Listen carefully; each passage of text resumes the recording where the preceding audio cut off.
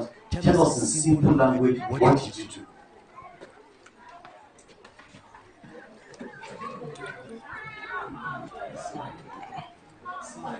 See your audience. We want them to understand. We want them to hear you. They need to understand what you did in simple explanation.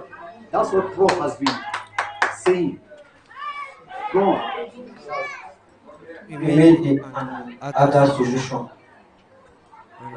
We use a dampened contains one to why some of the surfaces that will be tested and swivel and draw a swivel line on the other solution. Where is it? Show us. We can't see it. That is the other You can solution. bring it closer. Let's see what it is. Don't open it. Okay, this is the other. This is the other solution hardened. It serves as nutrients and a good environment for the growth of bacteria. Okay. So where are the bacteria? So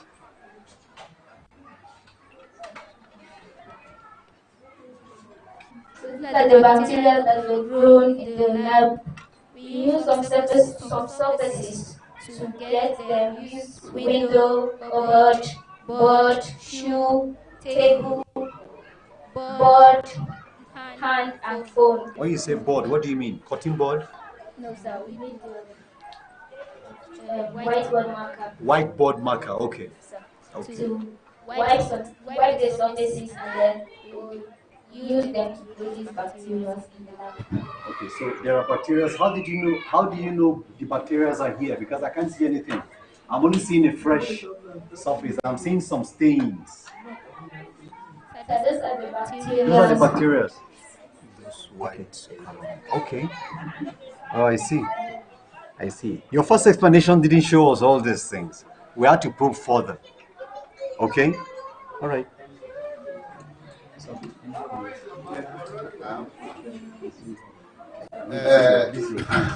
Not exactly, but I think I know enough to comment. Vision House, you have a very important topic. Very important. So important that none of us here can escape the impact of what you just did, if we understand what you say.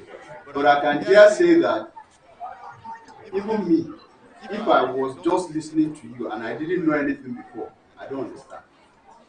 Because you have not effectively communicated what you know. You understand? And my co-judge here said you need to use simple language. Number two, you have not shown that you did this thing.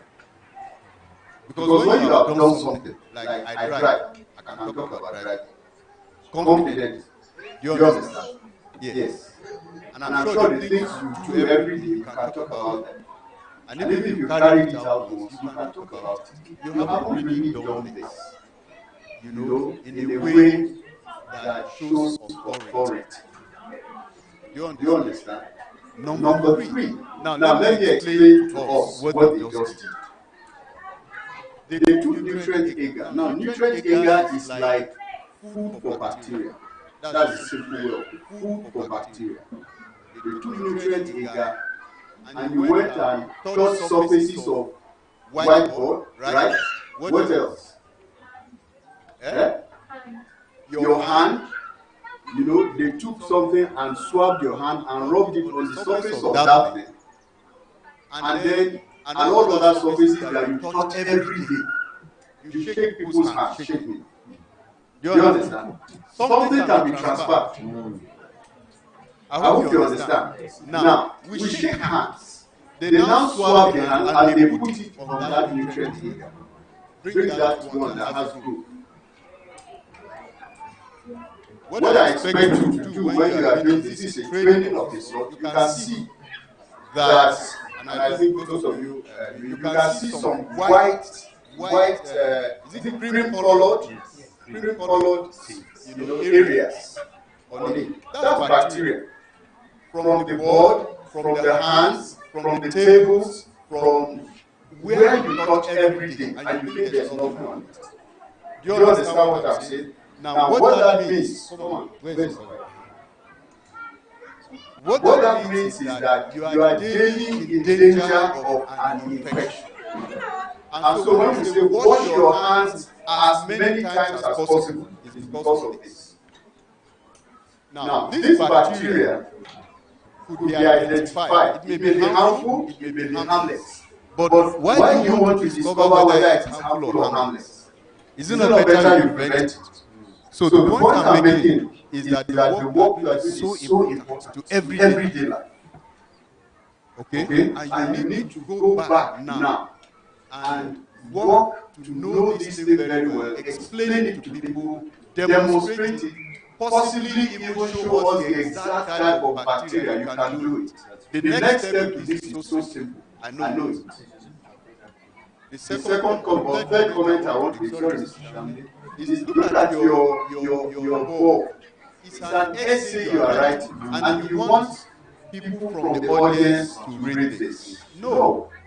Bring out bullet points. Enlarge them. Do you understand? If possible, you get a picture of an enlarged picture of what you have just shown us now. If everybody cannot see this, you show it to the audience properly. And lastly, you just have to learn public speaking. Okay? Has anybody beaten you because you spoke? No. No matter what you know, if you cannot say it to people, it's no use. It's just being. Thank you so much, Pro, for this wonderful contribution. Our judges online, Mr. Shubai, and our chief judge, Architect Ella. If they're ready, let's hear their comment.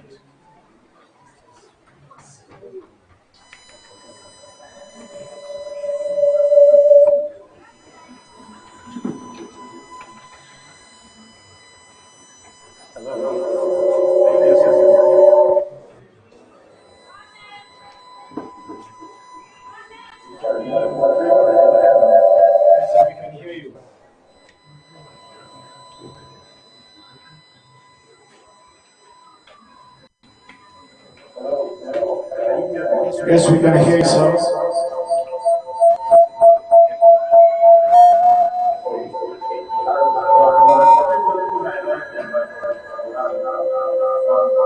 Please, can you start over again?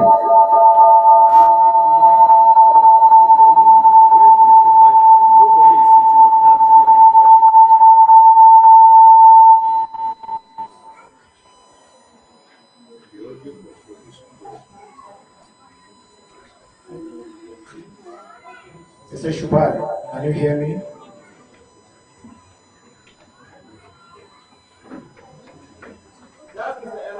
Okay, Mr. Ella. Mr. Ella, can you hear me? Okay. Let's go to the other virtual. All right, can we move to the other virtual judge, Mr. Shubai?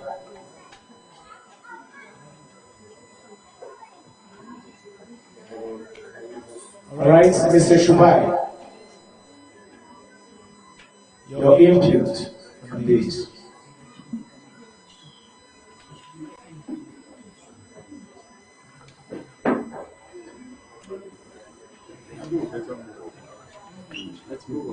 All right, thank you very much. I think we'll move on to the next presentation.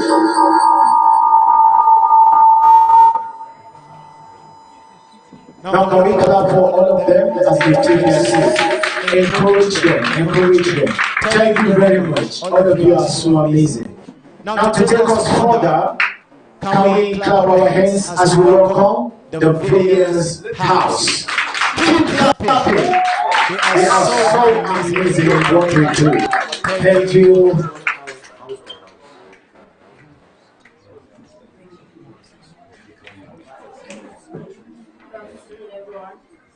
My name is Miracle Nathaniel, and here with me is Anna Pamacha. And as you can see, we are here to perform an experiment on the extraction of DNA from a banana. The extraction of DNA is seen as a major breakthrough in the field of molecular biology. As we all know, all living things, humans, animals, and plants contain DNA, which is a deoxyribonucleic acid. The DNA are sets of instructions that helps in building up the body.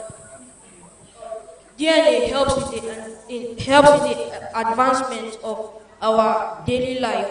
And it also helps in the detection and testing of different genetics.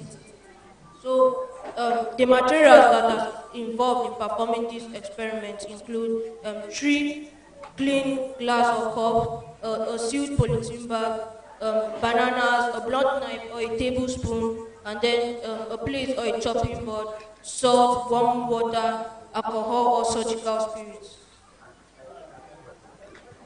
The preparation for this banana DNA is place your bottle into rubbing alcohol into the refrigerator.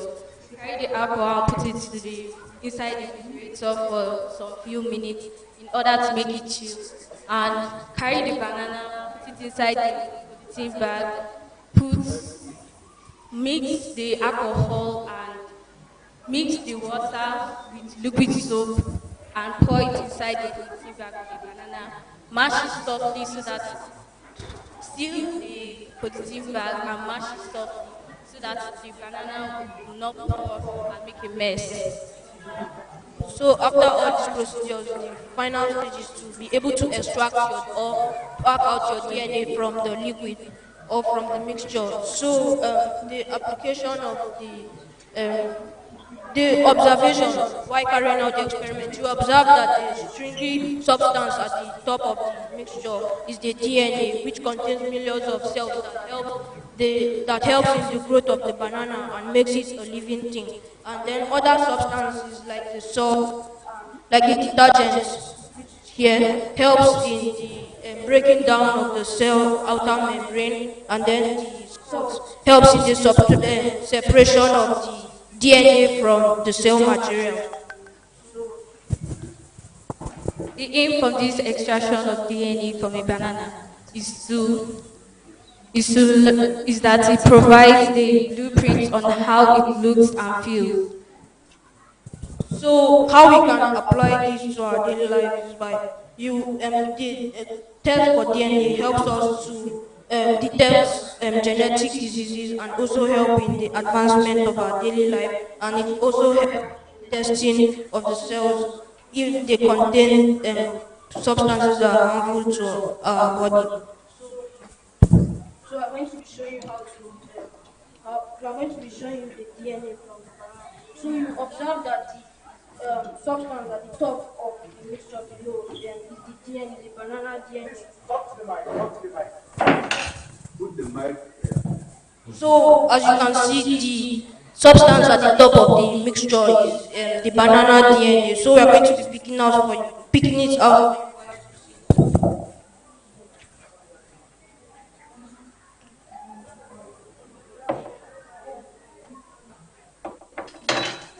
So as you can see, we have been able to successfully test or detect for the DNA in the banana. Then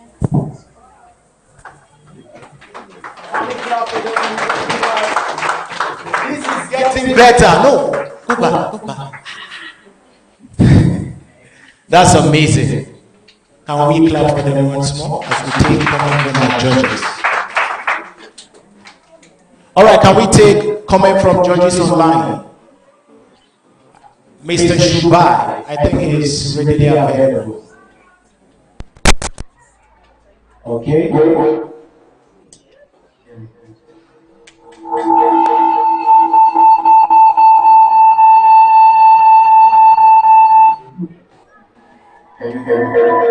We can hear you.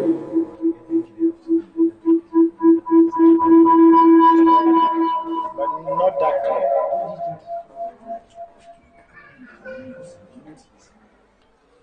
Mr. Shubai.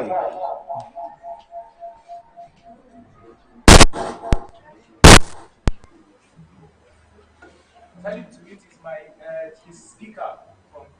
Okay, Mr. Shubai. Mr. Shubai. Just talk. He can hear you. Mr. Shubai, please, can you mute your speaker? Unmute. Yes, I can hear you.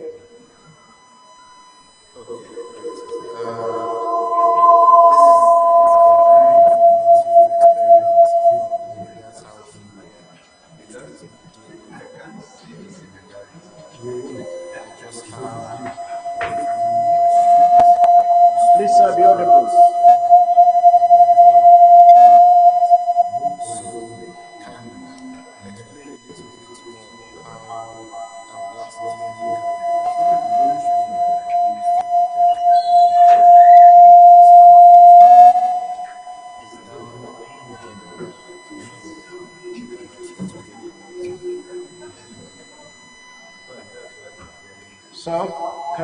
please repeat the question again? We can barely hear you. We can't hear them, sorry. Please just work on your audio. There's too much echo. When we can get them, we take them. All right, sir. Thank you very much. Maybe we take one comment. Okay, Valiant's house. That was a good, very good presentation. I can see many things on your table. But I just observed everything you did. And I didn't see you touch those walls. I didn't see you touch many. So I'm asking myself, why did you bring them? Do you understand what I'm saying? Yes. When you bring anything to this sort of a presentation, then you have to do something with it. Do you understand? Do you understand? Do you understand? Do you understand? Do you understand? Do you understand? Do you understand? I hope you all understand.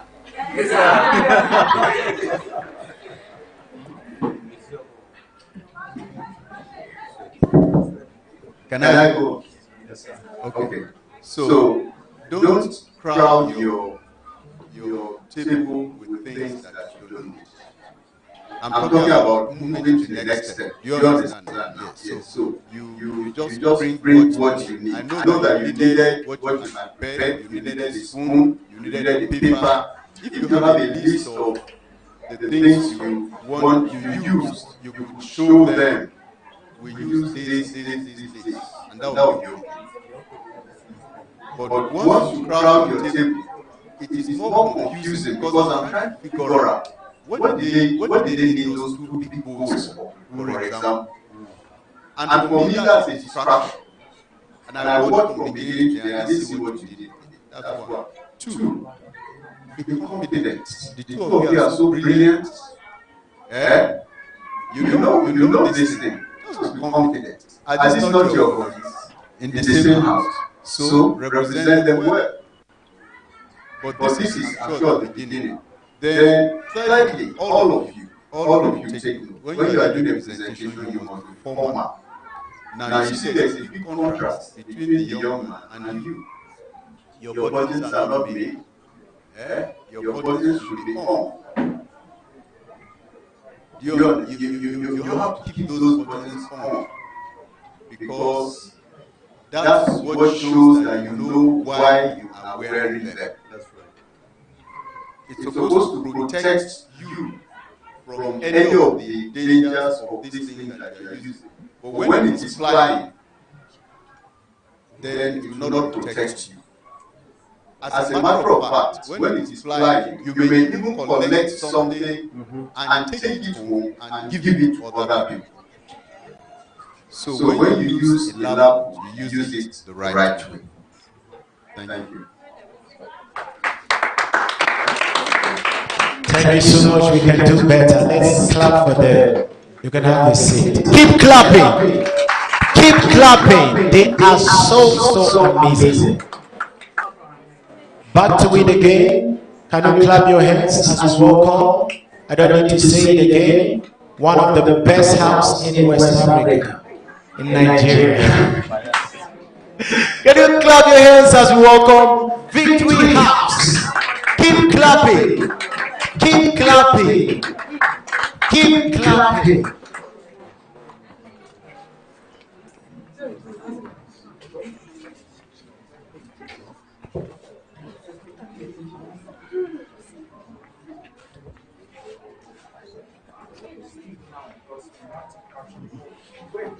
Wait.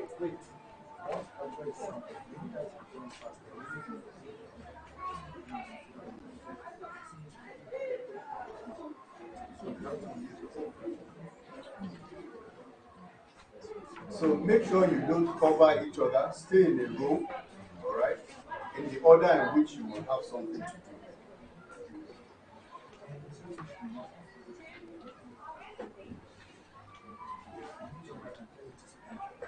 Sorry, please, we're trying to rectify general sound issues.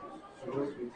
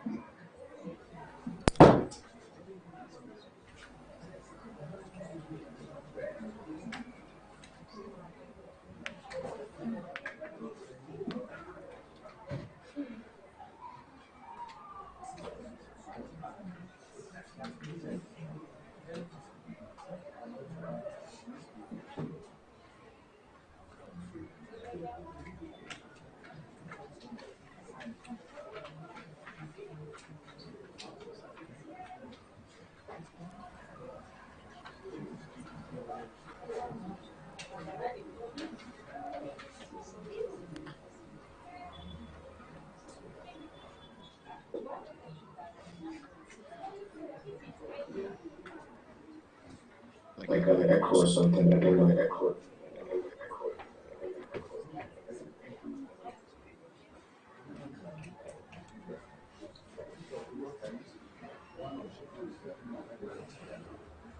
Is it better now? Is it better now? Is it better now? Is it better now? Is it?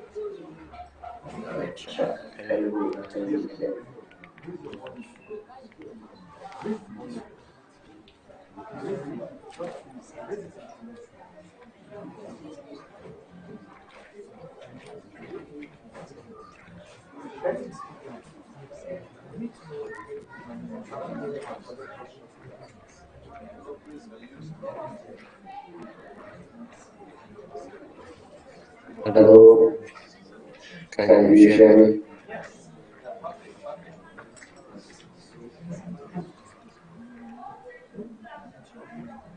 Sorry, I can't hear you.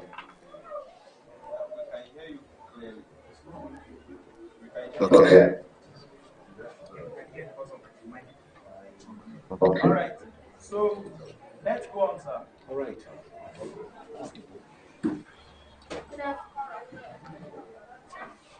Good afternoon, Good everyone. afternoon, everyone. Good afternoon, everyone. Good afternoon, everyone. Good afternoon.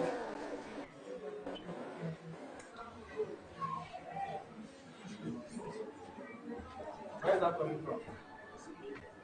My My name is name is Seyo Seyo Adam, Adam, and and these these are are my my fellow fellow scientists, scientists, Arabella Arabella Naji, Naji, Eddie Eddie Adamu, Adamu, and and Irene Irene Gaku. Gaku. Our Our topic topic today today is is food food test test for for nutrients. nutrients. And And the the aim aim of of our our test test is is that that to to find the find the different different ways ways of of testing the testing the presence presence of of nutrients in nutrients the in the food food that we that we eat. eat. Our hypothesis Hypothesis is is that that at at the the end end of of our our presentation, presentation, the the different different nutrients nutrients in in our our food, food, nutrients nutrients and and their their nutritional nutritional values should values be should be recognized. recognized. For For our our first first experiment, experiment, we'll be we'll be working working with with carbohydrates, carbohydrates and we'll and be we'll be using using the the iodine iodine method, iodine iodine testing testing method. method. Now, Now, for for this this method, method, we are we are going going to to need need a a carbohydrate. carbohydrate. which today we'll be using bread. So we'll get our bread, put it in a clean pallet, and we'll get our dropper with the iodine solution in it and put it onto the bread. Now, if there is a blue black coloration, it indicates the presence of carbohydrates in this food.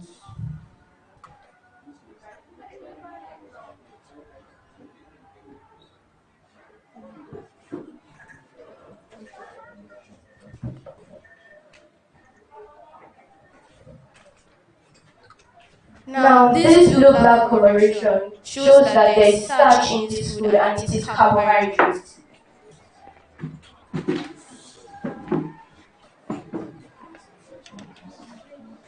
For our next test, we're testing for protein.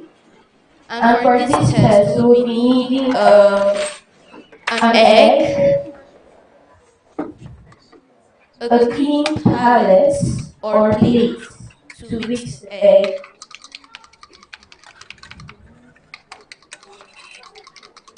then the egg is to be put into a test tube with a bit of water.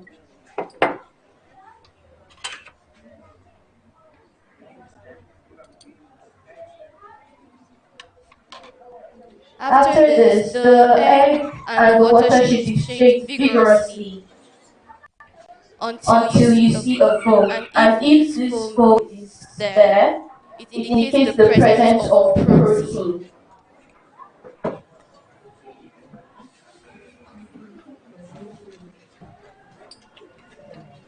Okay, for our final test,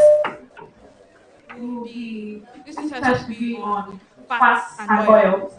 We'll be using margarine for this test. And the method of this test is called blotting paper test.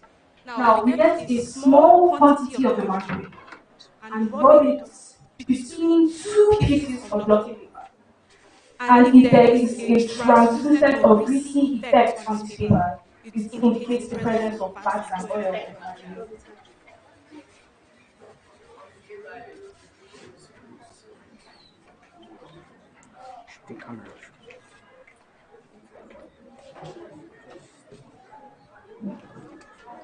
Now, the translucent effect on that paper indicates that there is fat and oil.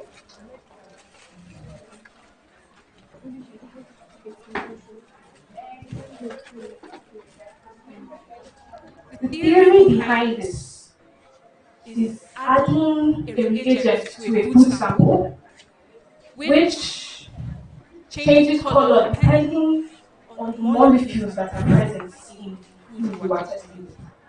And in conclusion, this is to show that different foods that we eat have different chemicals, through which science we have been able to prove the presence of these nutrients in the foods we eat daily.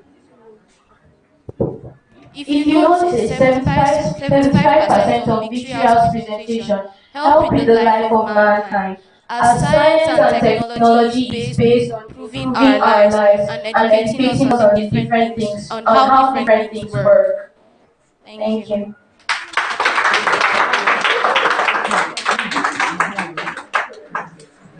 Thank you so much for this wonderful presentation. Now we take comment. We're starting online. Mr. Shubai.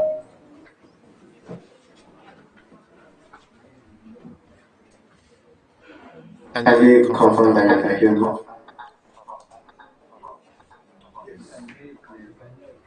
He wants a response. All right. Excellent demonstration from your team here. You were able to tell us what you were doing. You told us what you should expect, and then finally you saw the outcome. So I'd like to commend you on that brilliant demonstration. We saw it in the real time. We were able to narrate while the others were demonstrating it. That's wonderful. And you're also able to explain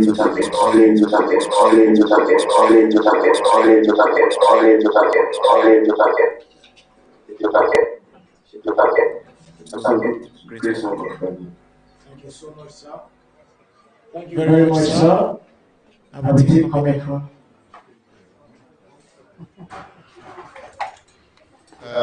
Victory, am I correct? Victory House. I thought Mr. Shamlu was biased, but you have proved that he's not. You are just so good. I like your teamwork. Anywhere I see teamwork, I love it. You are such a fantastic team. Your coordination is so wonderful. One person is speaking and nobody is colliding. When I saw four of you, I was like, what do they want to do? How are you going to avoid colliding with each other? But you proved me wrong. You know, that was very, very good. Science, science is evidence-based, and you prove that on all the food types.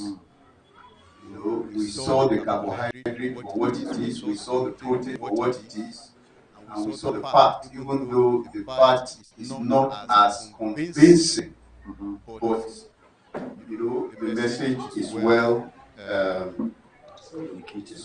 communicated. Yes, you are all very confident.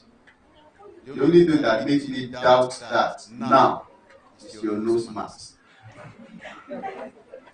Because I'm wondering, is it the smell of the food that you don't like? Or is your, how do they call it? Audience pride control.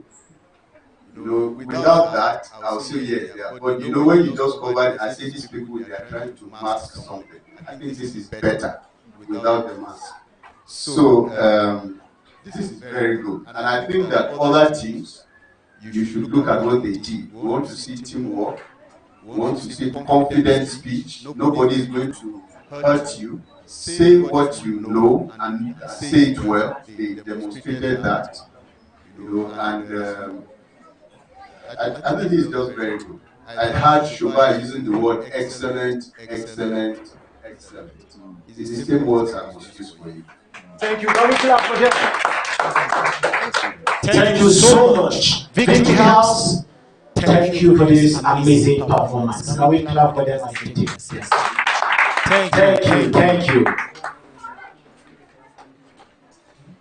All right, taking us further, this stage, last but not the least, is the Conqueror House. Can you clap your hands? Can you jam your hands? They are so amazing.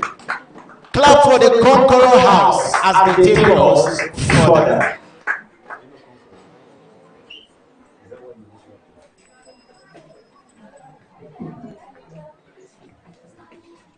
Good morning all. My name is Jola Bonji and I am representing the Concord House. And with me here is my colleague, Derek.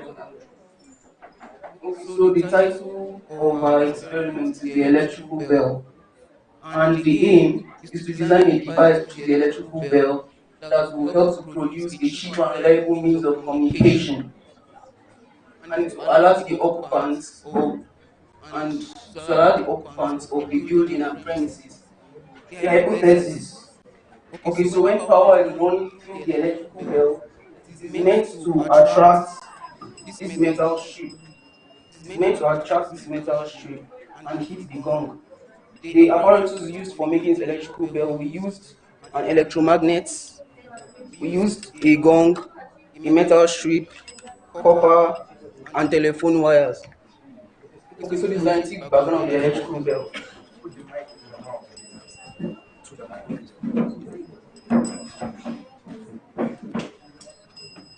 The electrical bell is a mechanical and electronic device that uses or functions through electromagnets. It was invented by an American scientist, Alexander Graham Bell, in the year 1876, and using electromagnet is a device which uses electrical current to operate a temporary magnet.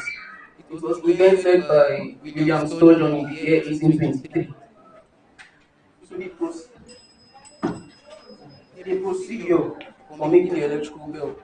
First of all, we got an electromagnet. We made an electromagnet, and how is this electromagnet made? We got a soft iron core, and we wound the telephone wire around it.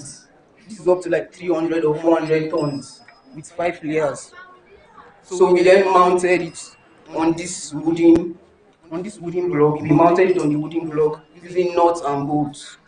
We then put the gong, or we placed or mounted the gong on the wooden board. Then we cut out this metal strip, and we also mounted it opposite the electromagnet. We now got two copper strips which will be used to conduct electricity. They will be used as the contact between that will transfer currents to the electromagnet. So the working principle of this magnet, when we connect it to a battery, this is the battery. We tape this. When we connect it to the battery,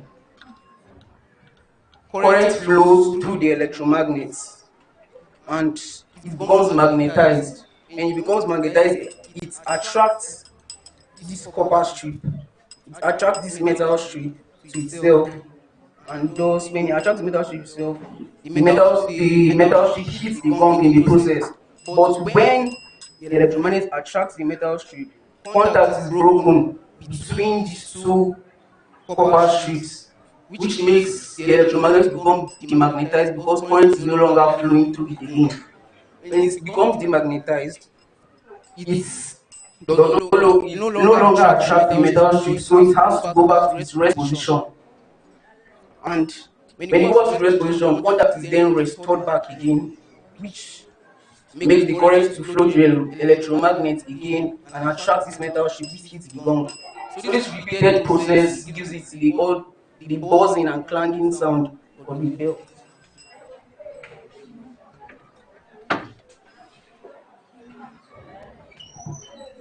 Okay, so following all these things, I hope following all this, I hope you understand what we have done. And please, do you understand? Okay, so the conclusion: electromagnets work using the principle of electromagnetism. It is the principle of electromagnetism that governs the working principle of the electromagnet. Thank you. Okay, so What this is is it? the battery. Working. We take it. Make it work.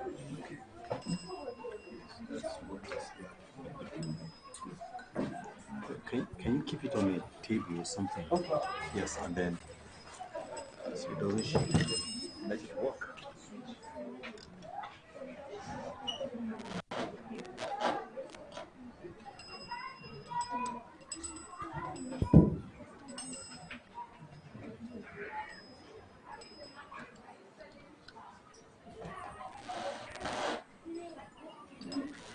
It is now. Is that not visa? Yeah, I can see this, yes, but it's not written again. But this is vibrating. It's okay. It's okay. Are we supposed to hear it ring or just that resonating sound? Okay. It's not able to reach the gong and give you that.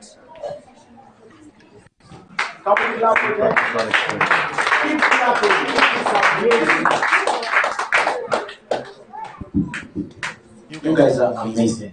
Thank you so much. So we take comment from our judges. Our chief judge, Architect Ella, are you ready for us? Hello, yes, I am. I am ready.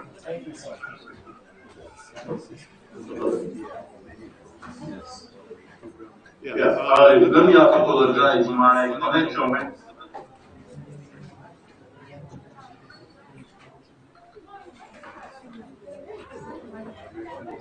I want to say I'm really impressed by what these young students are doing, and the sky is your limit.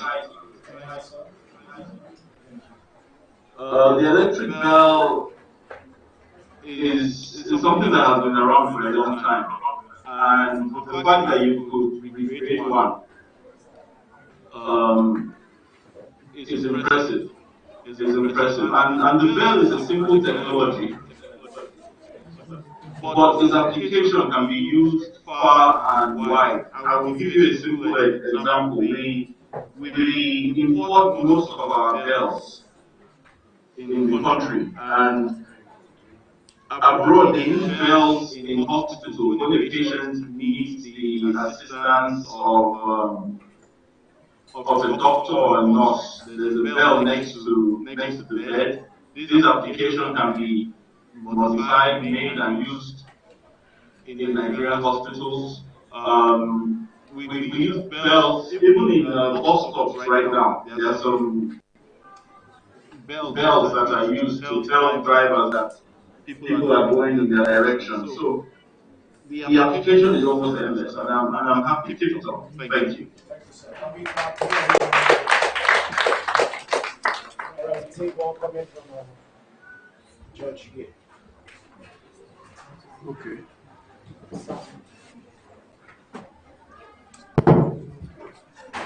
All right. Concro House, very beautiful presentation. Two-man team. You are quite a good team also. You know, complementing each other.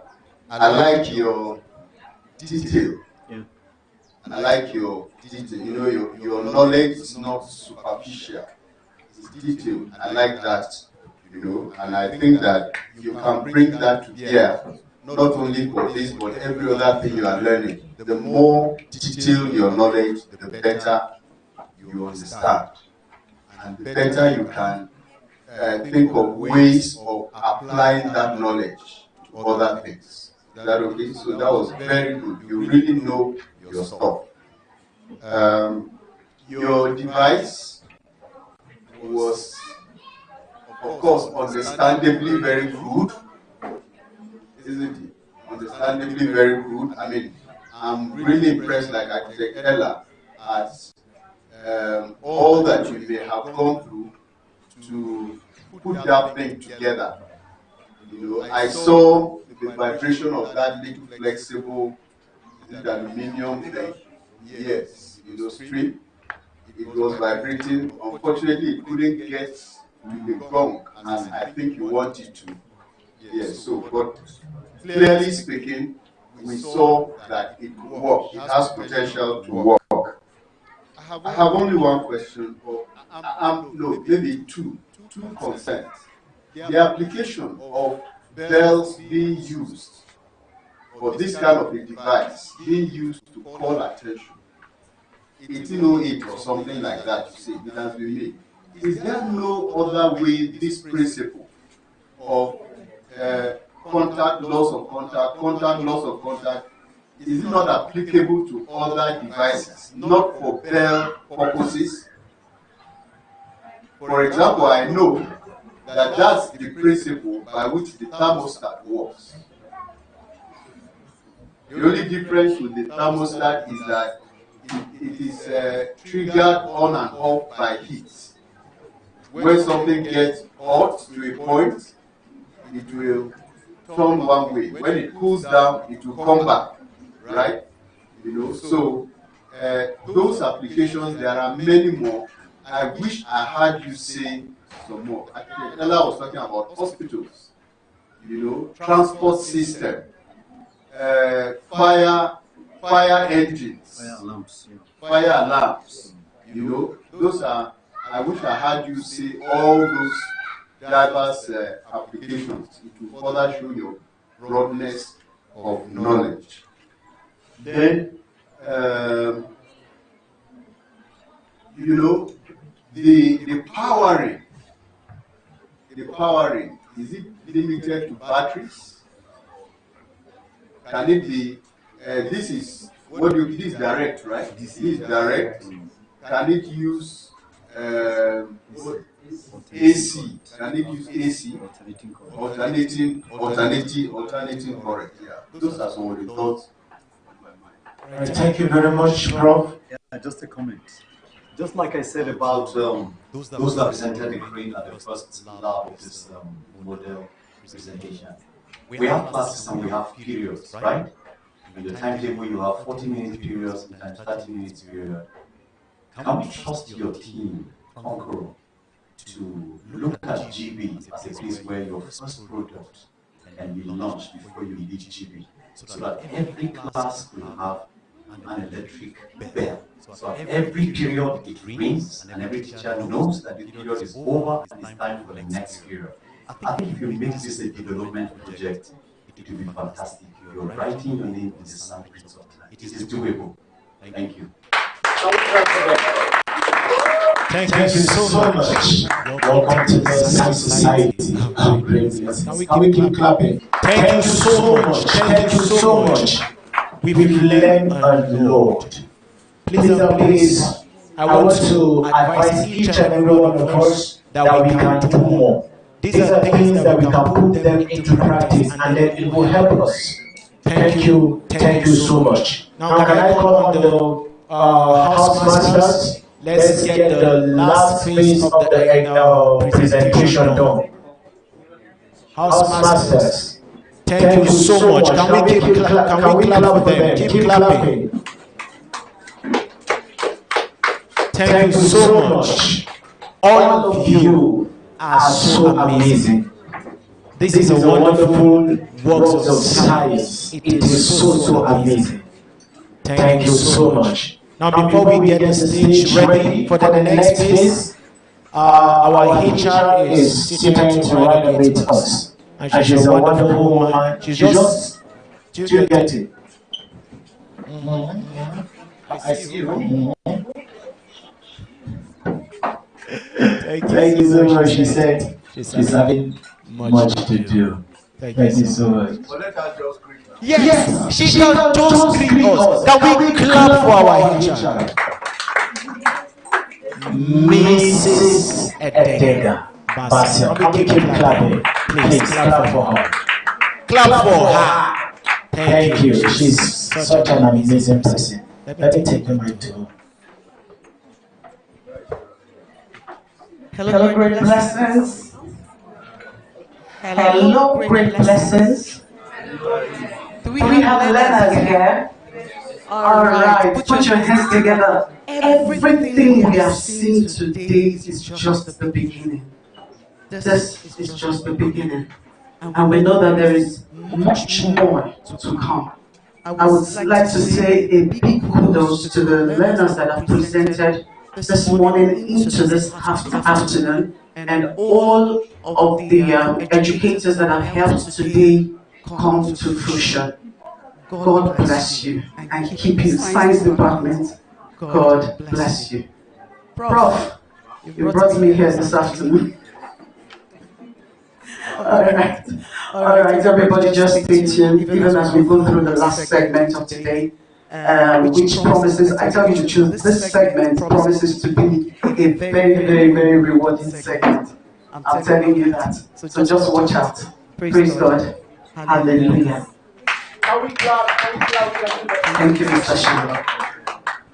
Thank you very much. All right, can we set up the stage for the last phase of our science fair exhibition?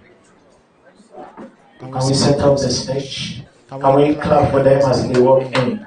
Keep clapping, keep clapping, keep clapping, keep clapping, keep clapping.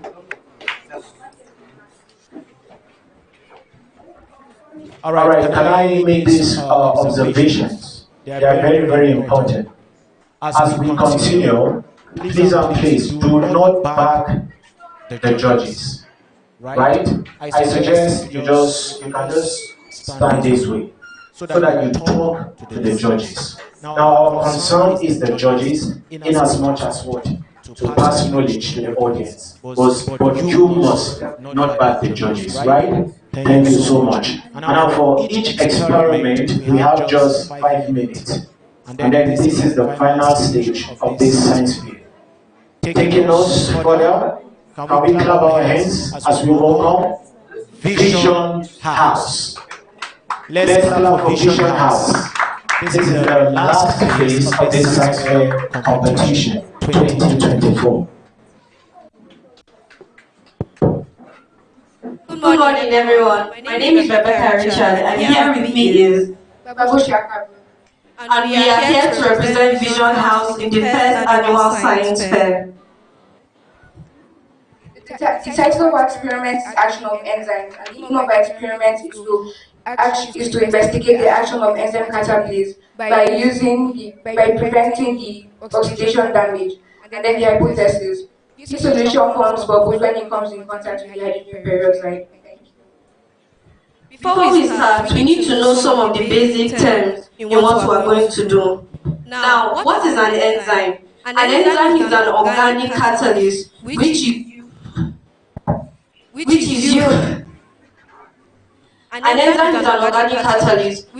used in speeding up the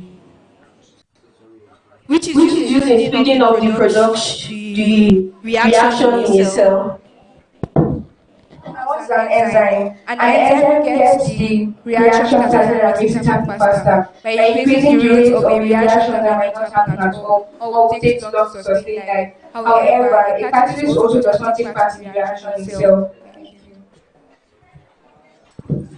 Now, these are the materials we need for our experiment. Here we have this soap, hydrogen peroxide, our cups, food coloring, and our yeast solution with measuring spoons. I'm going to start with the procedure. First of all, you're going to label your cups 1 to 4. Actually, don't label your cups. You're going to add 1 teaspoon of liquid soap to each of the cups. After that, you're going to add your hydrogen peroxide. 1 tablespoon to cup 3, half tablespoon to cup 2, and 2 tablespoons to cup 4. But you're not going to add any hydrogen peroxide to cup 1. After you're done with your hydrogen peroxide, you're going to add your food coloring to them. You're going to add different colors of food coloring to each of the cups. After you're done adding your food coloring, you're going to mix the cups to the soap evolve. After the soap has evolved, you're going to add your yeast solution to each of the cups.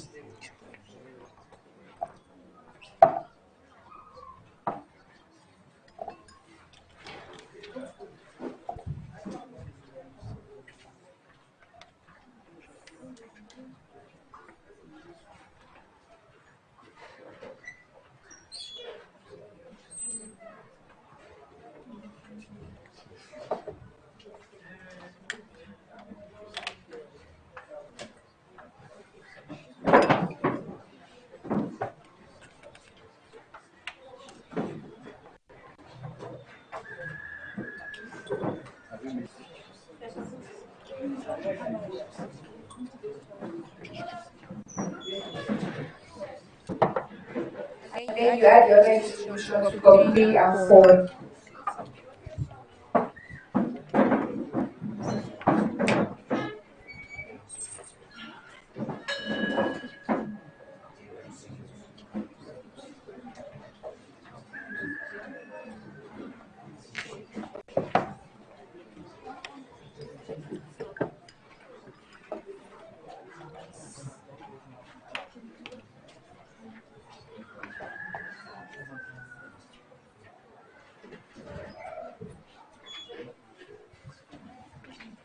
Now, what did you observe this time? We all observed that the foam that came out in cup 4 was higher than the foam that came out in cup 3 and 2. The foam that came out in cup 3 was more than the foam that came out in cup 2. And the foam that came out in cup 2 was the lowest because the amount of hydrogen peroxide we added to each of the cups were different.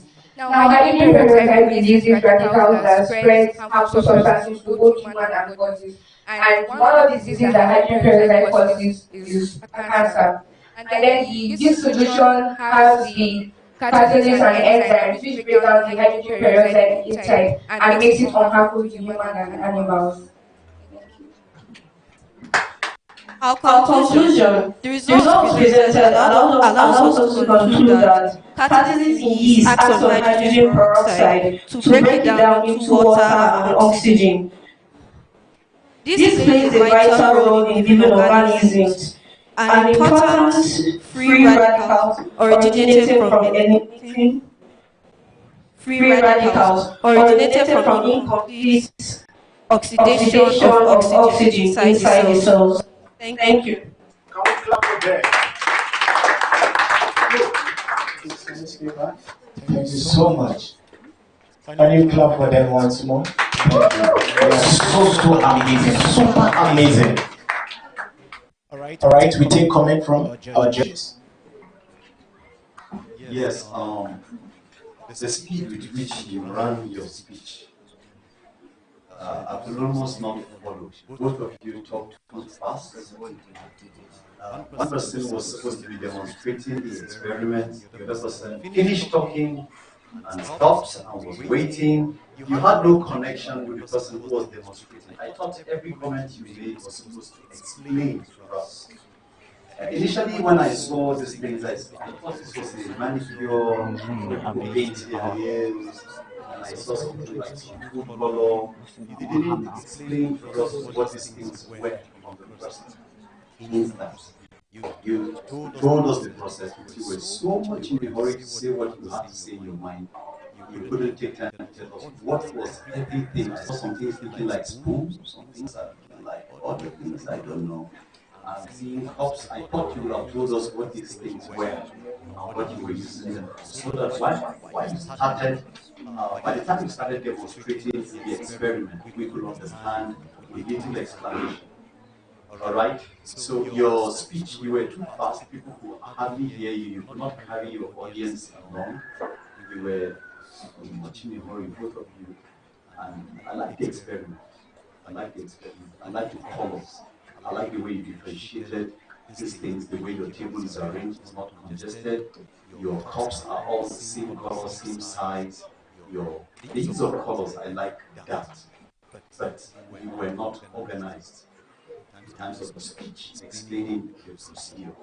Okay, so subsequently tell us that when you say free radicals, what are free radicals?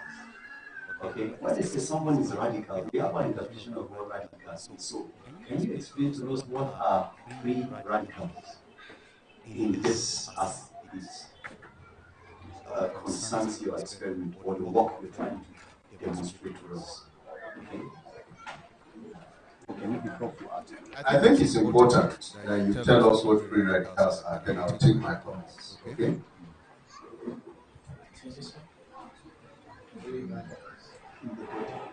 Do you know it? Yes, sir. From my own definition, I say that if free radicals are the dangerous chemicals that, when taken into the body, causes harm to both human and plants. Because hydrogen is also found in plants, and then hydrogen can kill plants because it carries dangerous chemicals in it. Very good. You can see that that bit of an information is important to understand everything. If you don't get rid of free radicals in the body, you get sick. So the role of catalyst in helping us to destroy that is very important. And that's what makes your experiment very, very good and very important for you to address. Now, let me make a few comments. One of them is in line with what Architect Hassan has said earlier on. You know this thing. There's no doubt that you both know it. You have a thorough knowledge of it. And that's very commendable. But your speed of communication is affecting our understanding. Do you understand? We would have understood you so well if you just slowed down, and we can now follow what you are saying. I like the fact that you started by defining the terms. The only thing you didn't define is that word that I think you should now define. Because that's what shows the importance of your catalyst, isn't it? Yes. So that was a very good presentation. The other thing that I want to encourage you to do, because we are still going to go further with this, is that simplify it. Maybe your next set of audience are not going to be they are going to be SUE7, or we may even pick them from the center. Make sure they can understand what you are saying. Do you understand? Speak in a very simple language, and it will make your presentation better appreciated. Then you are a good team. You are a very good team. One person was explaining, doing things, another person was showing it. That's right. You know, but the coordination was not good enough. You are just a two-man team. You need to coordinate, synchronize what you are doing more efficiently. Okay? And of course, in all honesty, I don't know what those colors mean. They are just a myth to me. So can you just take a minute or so and tell us why are the colors different?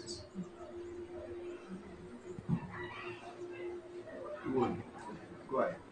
The colors are different because in each cup we are all meant to differentiate which cup is which, and then we also differentiate them by labeling it, and we also differentiate them by using food coloring. Now, food coloring, as the name implies, is used for food, especially for baking cakes and the rest of them, to make it look best, to make it better. And so we use it for this experiment so that everyone will know the color of the cup with the label. Even if you can't see the numbers on the cup, from the color you can tell. Can we clap for them?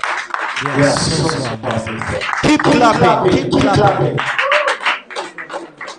Now you're going to take your seat. Thank you very much. Thank you very, very much. Wow, this is scientific. It's overwhelming. I've learned a lot.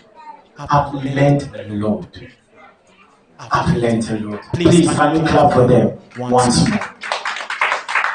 Now taking us further, can we clap our hands as we welcome the Villians House? Keep clapping. They are so amazing. They are also one of the best houses in West Africa. I tell you. I tell you. Good afternoon, my fellow judges and esteemed guests. My name is Iyadoluwa Oluwale Falana, and with me is Ire Oluwa Ogunsayan. And we are coming from Daniel's house, and our project topic is chromatography. Chromatography. Chromatography. Sorry for my misuse of language. Chromatography is the method of physically separating mixtures into its individual components. If a lot of us wonder why different things have different mixtures, what mixtures produce one thing? Well, chromatography is going to explain that. The eye cannot see what materials are in different things, especially ink. But in paper chromatography that we have presented here, will explain a lot. Here we can see that we have markers, ruler, a ruler for calculation, pencil, and then our beakers, glass rod, tape, and most especially spirit. Now our aim here is to use paper color. Our aim here is to use paper chromatography is to find out whether these ink markers that our teachers use to write is actually pure, that is only contains of one color, or contains of different colors using mixtures of primary colors to find mixtures of primary colors to actually find it. So our hypothesis is inks can be pure substances, but how? How can we find out if ink can be pure substances? So we are going to find out. To begin, a pencil and a ruler, we use to begin. We use our filter paper and draw a line of 1.5 millimeters.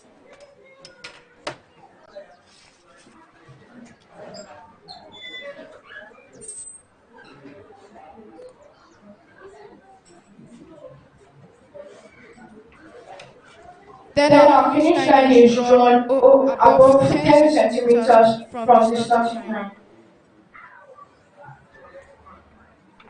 Now we use a glass rod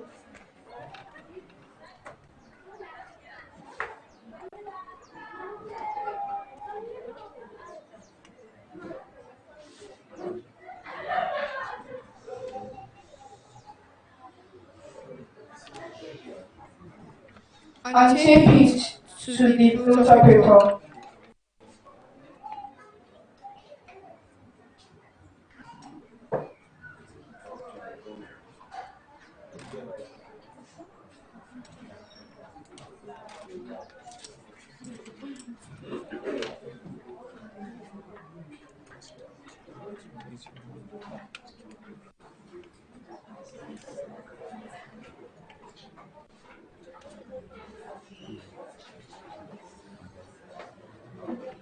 Next, we mark three spots with the marker.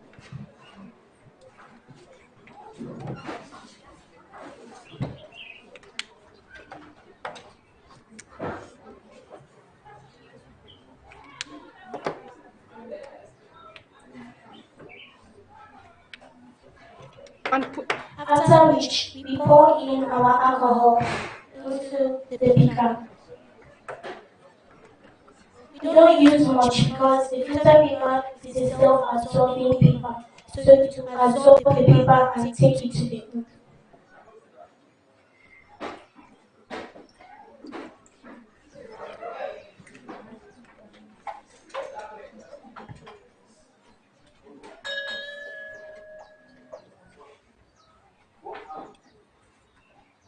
We then put it into our beaker, which as you can see will be rising. It takes about 40 to 90 minutes for the full process. So this is actually the finishing process. And we can see that it's only one color here. You can see it's only one color. That means that it's a pure blue. Okay. This is the finished process. Okay. And since it's only one color, like I said earlier, that means it's pure. Show it to the camera.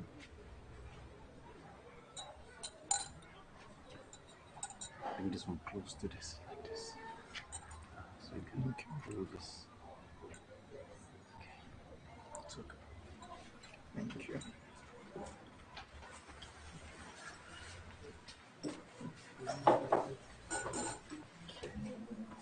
The result from this experiment, it shows the distance traveled by the color. It also shows how far and the purity of the color. Now for the calculation of how far the color has gone is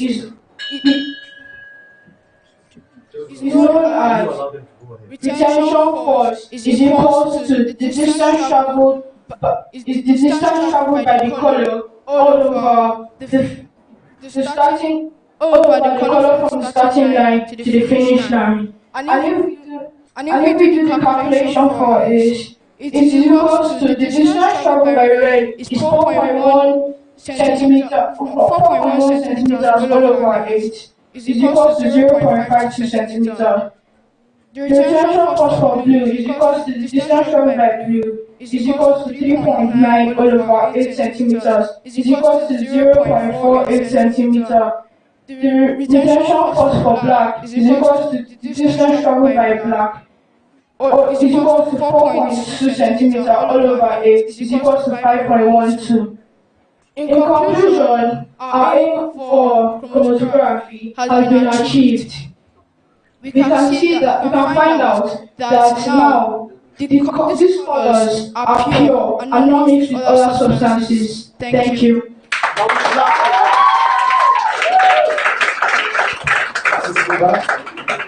Thank you so much. Come back. Thank you. I told you that this is one of the best arts in West Africa. From the way he's speaking on those words. Wow, that's amazing. Can we clap for them once more? Alright, we'll be taking comment from our judges. Let's start with Mr. Hassan, Architect Hassan. Honestly, I'm impressed with the first speaker. You were articulate, you were self-controlled. I like your apologies for not calling the word correctly. We're all not born with it. We all learned it. Keep learning. I love the way you waited for him beat by beat, stage by stage. You introduced every apparatus and did everything. Your color is nice. Your board is not too large. Nothing is ambiguous. You guys were technical. Everything. There were just few things, and you explained so much. You went mathematically to evaluate your results, your findings, and to produce your result to prove to us that what you did followed a scientific procedure. Please clap for them.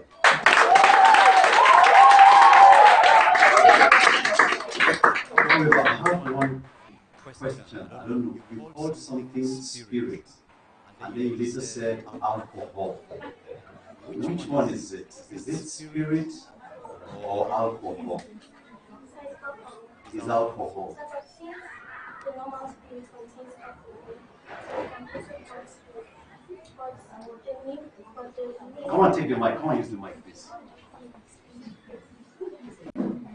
The answer to your question is that since spirit, the normal spirit, even in hands and title, you will see alcohol is the main ingredient. So this can also be called alcohol or spirit, but the real name is alcohol.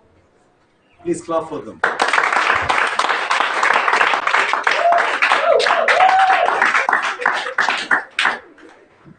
You will be the next person. The person will who. All right.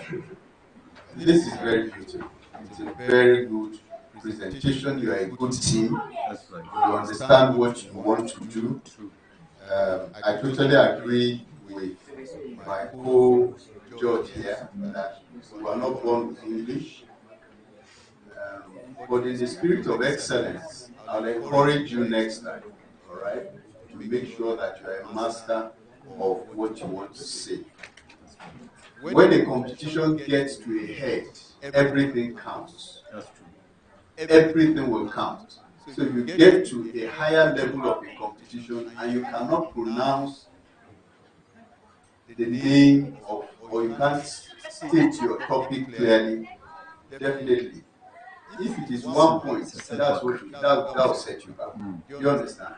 So I want to encourage you to make sure that next time before you come, I'm sure you've been struggling with this word. You didn't start now. You should have made sure that you conquered it. All right? So can you call it now? It's chromatography. Excellent. So simple. We have done that before. All right. So I like the demonstration. I like the fact that you knew that this would take so long, so you brought the finished product. And you showed us the one that was still moving. That was very good. Very, very good. The comment made again by Hassan about spirit and alcohol, you have to be consistent, even though they are one and the same. One is drier, one has less water than the other.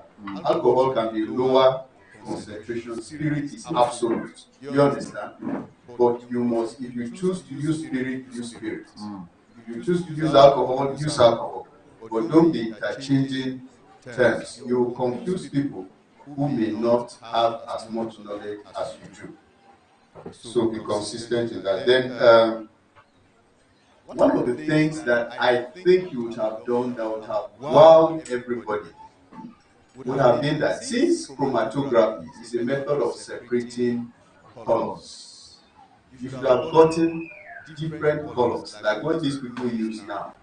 You mix blue with red, with yellow or orange, with colors, you mix them, and then you subject them to chromatography, and you show us the chromatography, the separation. It would have been so fantastic. Instead of you to choose one color and you say that it's the same thing, it's pure. Chromatography is not supposed to show you purity, actually. It's supposed to show you the diversity, separation. You understand? Yes. So you should have uh, you should have been guided. Let me rather use that to use a mixture of things that you now separate, and then when you bring out that final product, we'll be seeing blue, we'll be seeing yellow, we'll see how far the blue rose, how far the yellow rose, and then that calculation will begin to send, people thinking, why is blue rising higher than red? That's right.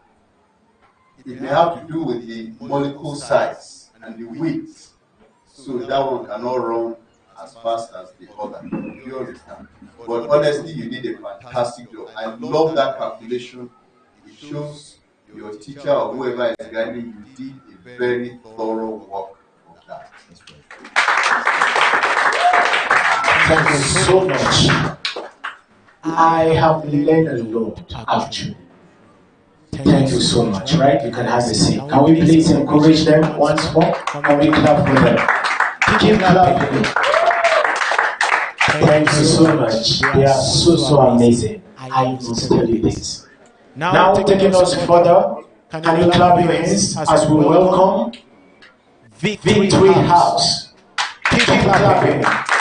They are going to take us further on electrolysis.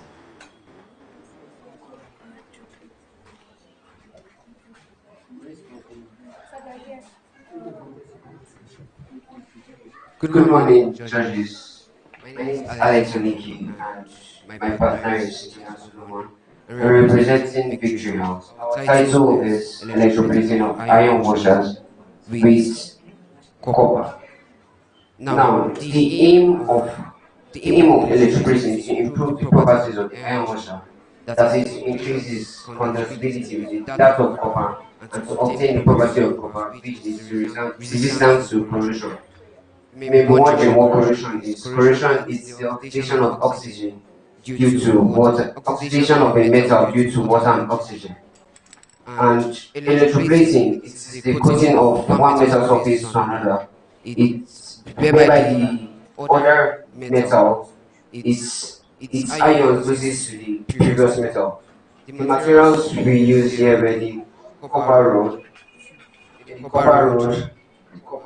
copper 2 sulfate, NV battery, crocodile clips, copper wires, beaker, electric scale, spatula, and the 1 liter of warm water with the iron washer.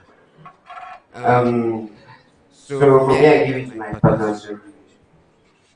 Our hypothesis is that as current flows through the cathode and the anode, in which this case the cathode is the washer and the anode is the copper rod.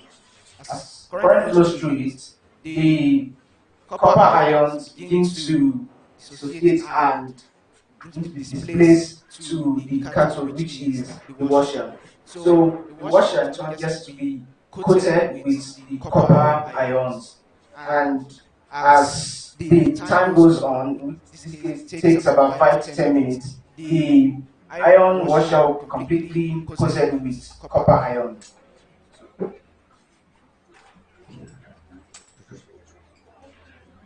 Now we go to the procedures. He mixed a solution of 30 grams of copper sulfate, copper 2 sulfate pentahydrate, with 1 liter of warm water.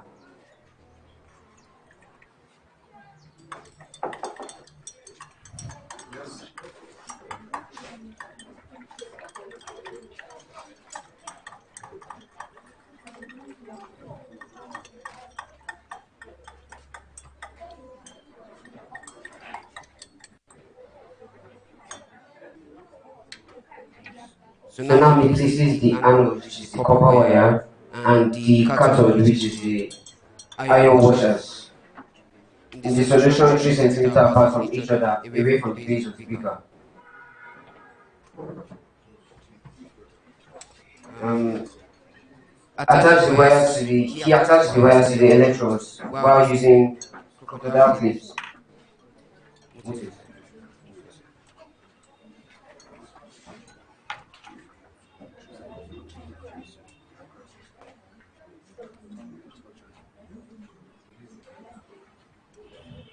Yes, that's the other end of the wires using the clips to the positive and negative terminals of the N 9 volts battery and allow current to flow for about 5 to 10 minutes.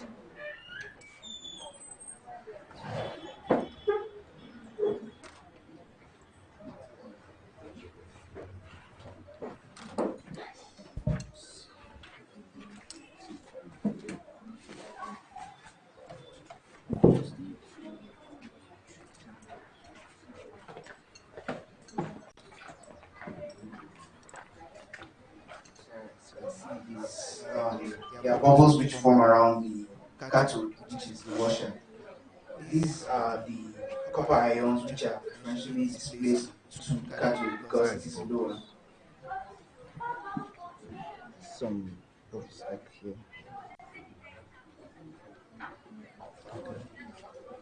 So the copper ions which are preferentially displaced to the cathode, which this is because it is lower on the electrochemical series, which in this case it was hydrogen and copper, which were the cations, and sulfur tetrasulfate 6 and tetrasulfate 6 and hydroxyl ions, which were the anions. So the anions go to the anode, which is the positive electrode, and the cations go to the cathode, which is the negative electrode. So after about 5 to 10 minutes, you see a change in color in the washer to turn from silvery color to reddish brown. And that reddish brown color is the copper metal which has been coated onto the iron. So this is the end result. You can see from a silvery color it has turned to a reddish brown color. This reddish brown is the copper metal which has been coated onto the iron. Sure. I can see. No problem. These things need to be handled. Yeah. We don't have issues. So everything.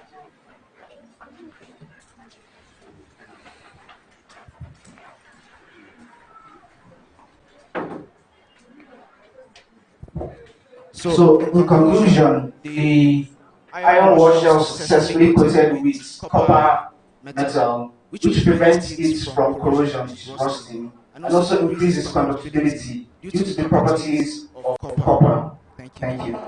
Can we clap for them? Keep clapping. Thank you so much for this wonderful presentation. Now our judges online. Mr. Shubai, if you're ready, we'll take your comment, as well as Architect Ella.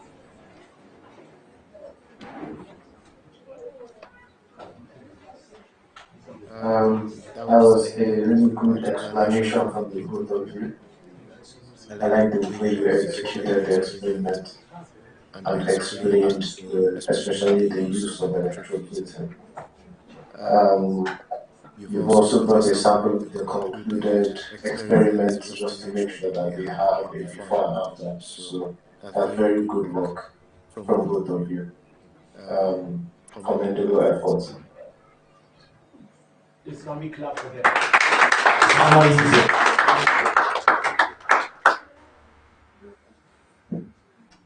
So we take the other person. Other person's comment. Architect Ella. Okay.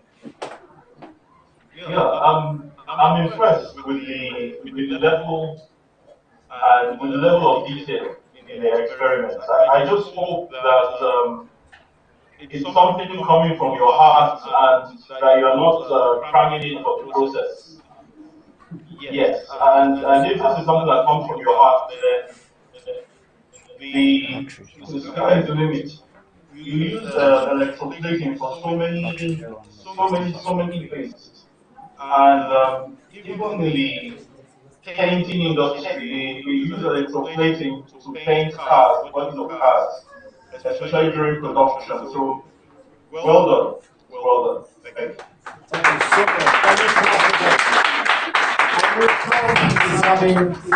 so much. No. Prof. He has said mine. He said already for cars, for painting cars and coating of products. So I don't need to repeat it again. that's Victory House, right? Two brilliant young men there with great prospects in science. Clap for them, please. You did a very fine job. You showed the final product. I think that if you applied your mind a little bit to that setup, you will get a better demonstration. One, the copper iron that you used was too thick. So the amount of course, that will translate to resistance. I'm sure you know. So the amount of current that can go into your copper sulfate is reduced. Number two, the volume of your copper sulfate is too much. That also will contribute to resistance. So when you want a fast transmission of electric current, I thought you'd have used like a 50 mil beaker, right? A much narrower copper wire, then that will synchronize better with the kind of battery that you are using. Do you understand? You would, that bubble that you wanted me to see by force, I would have seen it easily. Because the truth is that I was struggling to find the bubble. I didn't see that bubble. But I know that I could understand why the bubble didn't come. Too many things are impeding that current from flowing as quickly as it should. Do you understand? Then Architect Ella and Architect Hassan did mention some things about application. I thought you'd have been very big about that. Okay, I think it's one of the cost-saving measures in using a low-quality metal. Instead of using pure copper, you use a low-quality metal, you electroflate it, right? And you get the results that you want. People do a lot of that. They do a lot of that. Even in the jewelry industry, I remember years ago, I went and bought fake earrings and fake necklaces. I thought I was buying gold. You know, the man came and was saying he didn't know how to speak English. He said he's from France. And we believed him. We didn't know that it was an electroplated crude iron. Do you understand? So I thought you'd be big on applications also, so that we can see how far and how useful, this your concept is. But it's a very, very good job. Good teamwork. Well done. So much we can do better, please. Let's appreciate them as we take a seat. Thank you so much for this wonderful exhibition. Now, before we take the last presentation, if you are here with your phone and our viewers online, we have a giveaway. Those people on sound and everybody, we have a giveaway. Especially our viewers online. Are we ready for it? All right. Very big giveaway. Now, can you take down this number? Can you take this number? We have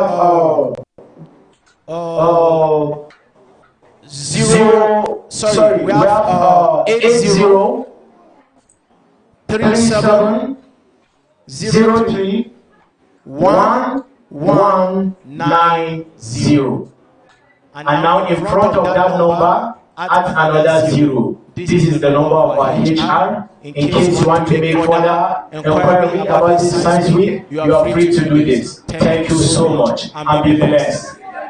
Taking us further, the last but not the least, show of science work in Great Blessing Christian Academy 2024 is the Conqueror House. Now can we clap for them as they take us through the last but not the least. Thank you so much.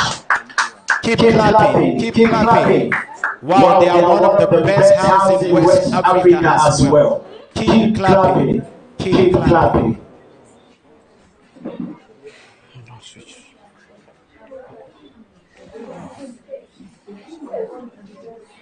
Good afternoon, everyone. My name.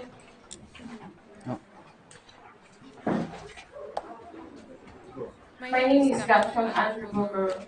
And here with me, Sarah Bright, Joseph Loya. Samuel Joseph.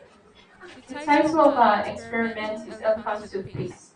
The reason why it's elephant toothpaste, the reason why it is called toothpaste is because the foam comes out in form of a toothpaste. Exactly when we press on our toothpaste, that's exactly how it comes out. And then why it is called elephant is because it is just as big, for an elephant. So our aim is to show that with the use of catalysts, chemical reactions can occur faster. Our hypothesis is to show that more hydrogen peroxide will produce more foam. The chemical formula for hydrogen peroxide is H2O2. So our apparatus is going to be hydrogen peroxide, warm water. We'll be using our gloves and goggles. We'll be using our lab coat, measuring cylinder. We'll also be using Move to your table.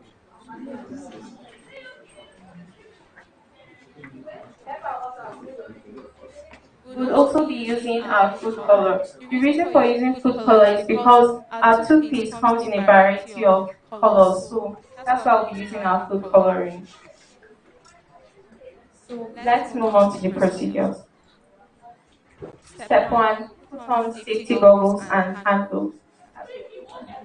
So we'll add the yeast into beaker A. 1 tablespoon of yeast into beaker A.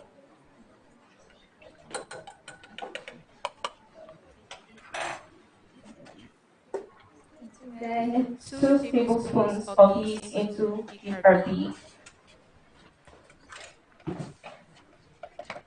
And then 3 into beaker C.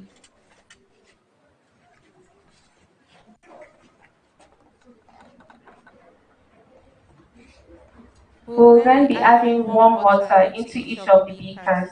The reason for using 3 beakers, beaker A, B, and C, is to check the time at which each amount of catalyst that is added into it will produce more foam faster.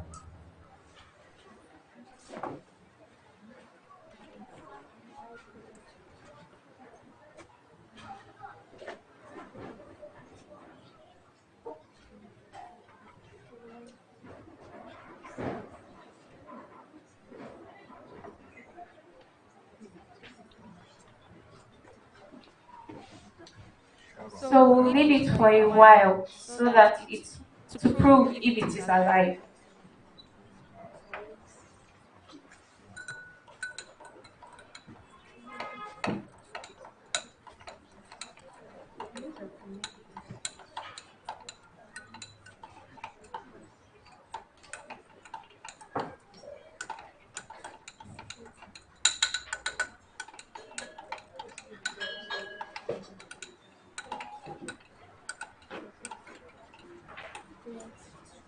Next, we'll be adding 50 ml of hydrogen peroxide into cornicle flask A, B, and C.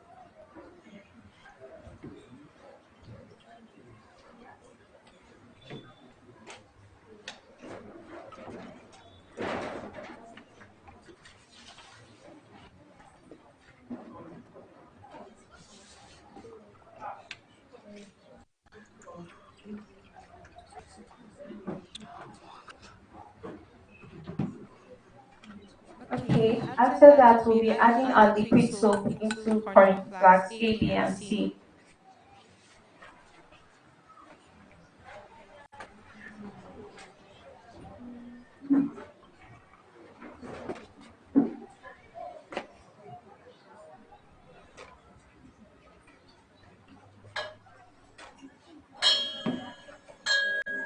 Then now for the food coloring.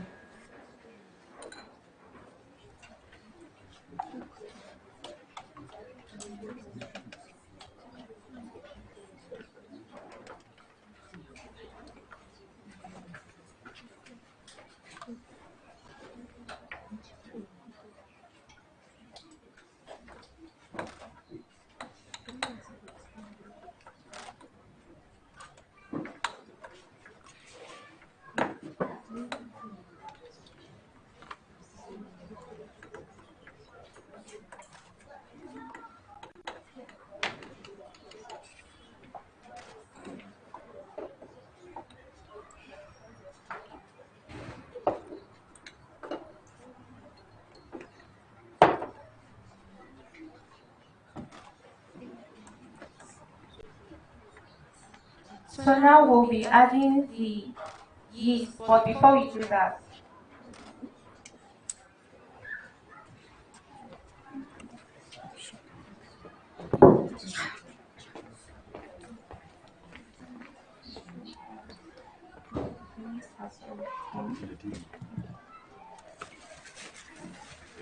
That what? the yeast has formed, so it means it is alive. How do I know it's alive? What shows it? Because Because it forms. okay, the foaming. Yes. Okay, I understand. So if it's dead, it Then will it form forms. no foam. Okay. Yes, sir. All right. Okay.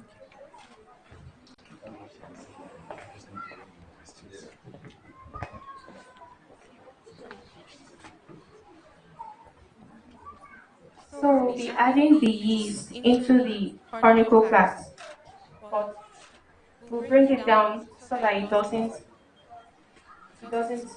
dirty the litter the table. On the floor. Don't back us. Stay on one side. Yes.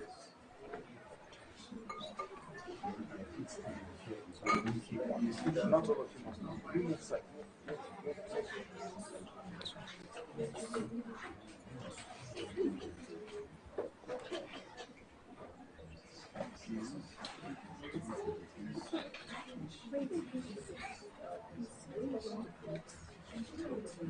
So at the count of three, we're going to pour the yeast into each of the cornicle flasks.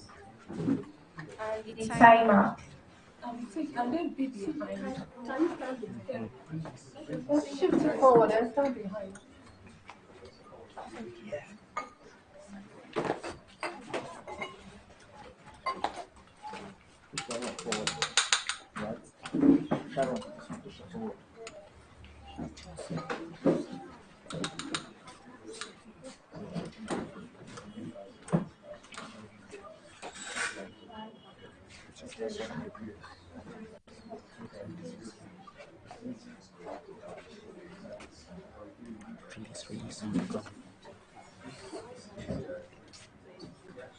Come.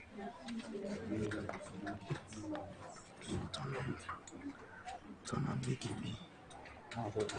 Yeah, we're trying not to shake. So at the count of three, we'll be adding the yeast mixture into the cornicle flask. 1, 2, 3.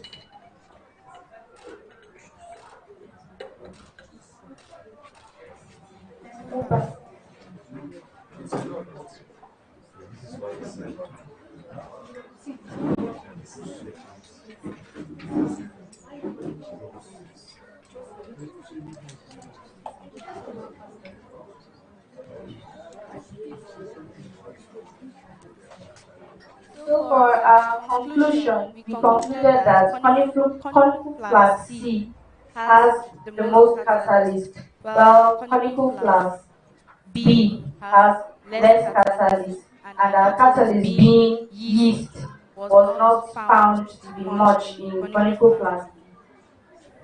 And for our time rates, I'll be giving Joseph. So I'm here to tell the time rate of the yeast on the yeast on the hydrogen peroxide in the conical flask. Conical flask A produce produced at the time of 5 seconds. Conical flask B produced at the time of 38 seconds, while conical flask C produced at the time of 16 seconds.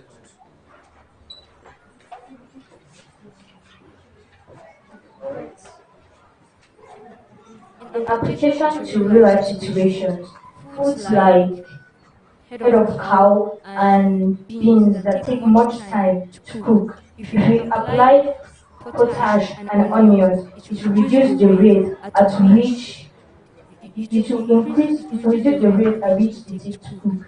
And if it is applied to a cut, it reacts to the skin and produces oxygen, which makes it to be in a foamy situation and it kills the germ. Thank you. How we clap for them? Hey! Thank you so much. Wow.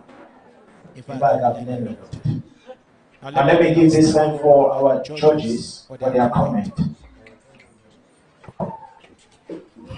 Okay, I like what I'm seeing here because possibly they are primary colors. I like your outfits. All of you wore your protective glasses or goggles, and then you were all in your lab coats and your protective or neo globes. That was fantastic. I like the way you arranged your apparatus behind you, and the way you started your introduction. Your starting was fantastic. So something went wrong with your coordination. There were too many hands doing too many things, and you lost touch with the audience. We could not connect any further. Your processes were slow. At a point, you kept quiet because you were waiting for them to finish before you couldn't time yourself, knowing that your audience can actually get bored and everybody wants to leave. So you could not carry your audience. At a point, you lost your audience. So that is that. Then why do we call it elephant toothpaste? This man said we can use this, we can apply this to cook cow head and for more other things that are tough like beans to cook. So why do we still call it toothpaste? I thought at the end you would tell us, oh, we can use this to brush our teeth, we can use this to do other things, or go to wildlife park where the elephant is there, his teeth is dirty, we help him brush his teeth. That's why the name elephant is attached to the toothpaste. But I can't see the tooth. I understand the elephant because of how it goes up, how it foams up, and pours out like a volcanic eruption. But the toothpaste aspect of it, I don't understand. Could you explain to me why toothpaste is part of its name?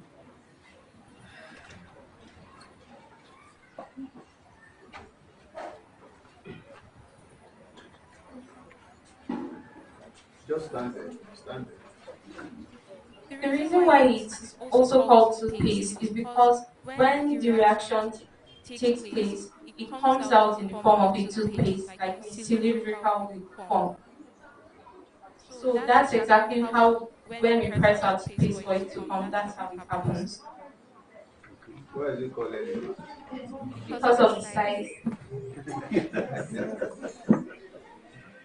Please, I still want to understand the concept because the beginning, the name, the process, and then the conclusion is not tying up in my mind.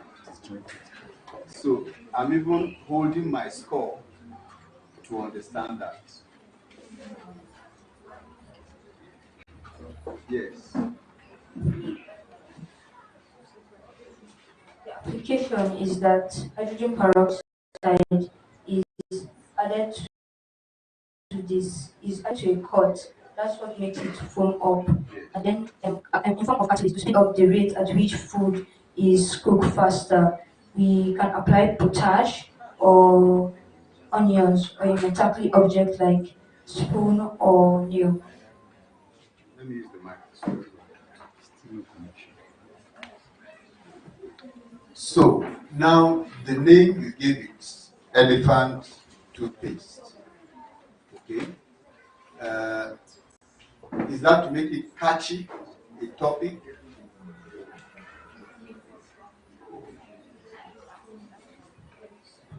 Yeah?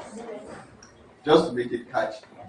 Be confident about your answer. Yeah, it's a very good concept. It's a very good concept. You can all move to the middle or stay by your setup, whichever, but just stay together so your team is intact. Very good. Yeah, so it's a good concept. The only challenge with that concept is that it becomes confusing tying it with the conclusion. Do you understand? Yes. So you want to make cooking easier. You use it in treatment of wounds, right? That's the hydrogen peroxide generated here now. But you also, at the same time, pass to somebody like me the concept that it's a toothpaste. But you know, even in the toothpaste, there is the hydrogen peroxide, isn't it? I hope you know that there's some hydrogen peroxide in your toothpaste. Yes. So I don't know.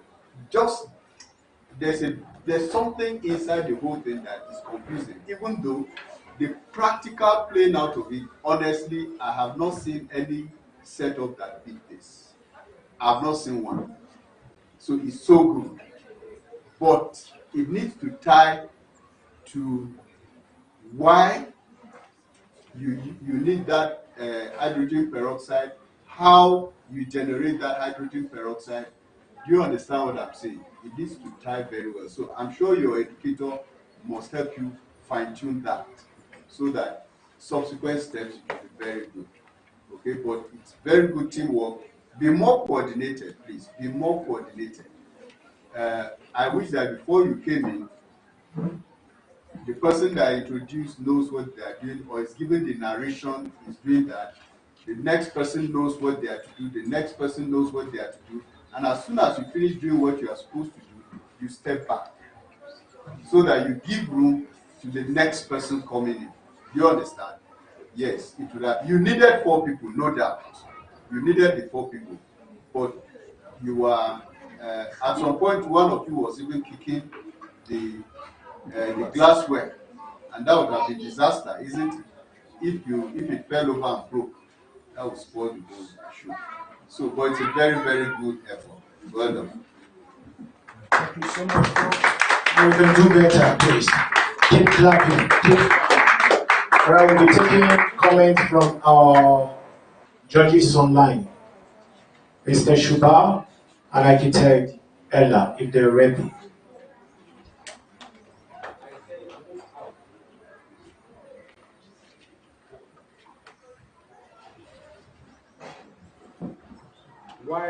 While waiting for the comment, we will be waiting for the compilation.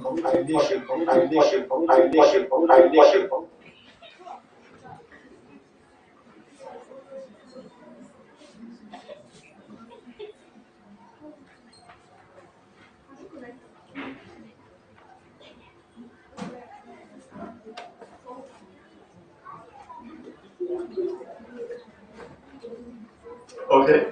Okay. Can you hear me? Okay. Okay. Okay.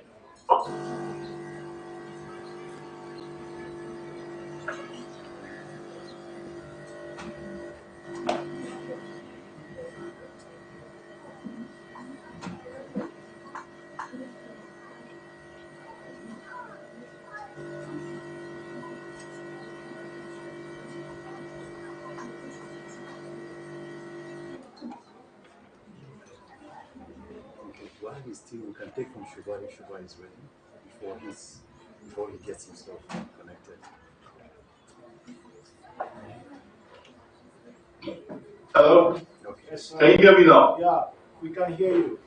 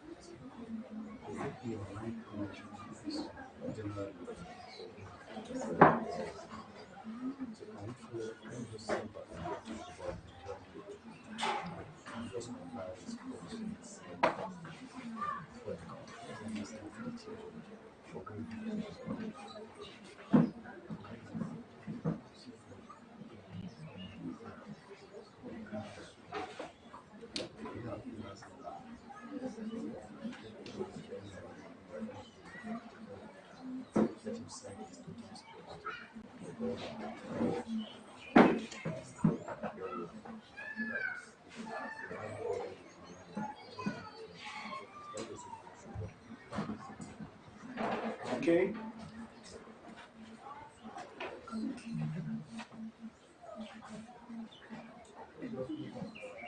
All right. I think we are having a technical issue with our network. So I will give one or two persons to make contribution as the judges compile our result. So now in our midst we have one of our amazing, she's so amazing, she's having some skills on the keyboard, etc. Maybe she'll have one or two things to say. Yes. Can we clap, please?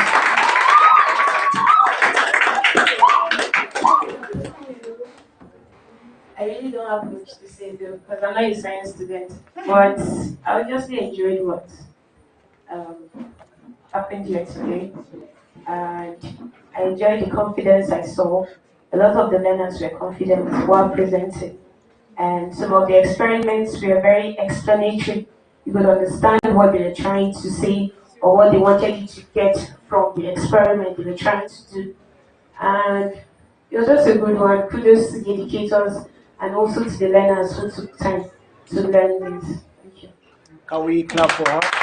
Thank you so much for this question. And now our one of the best women we've ever seen.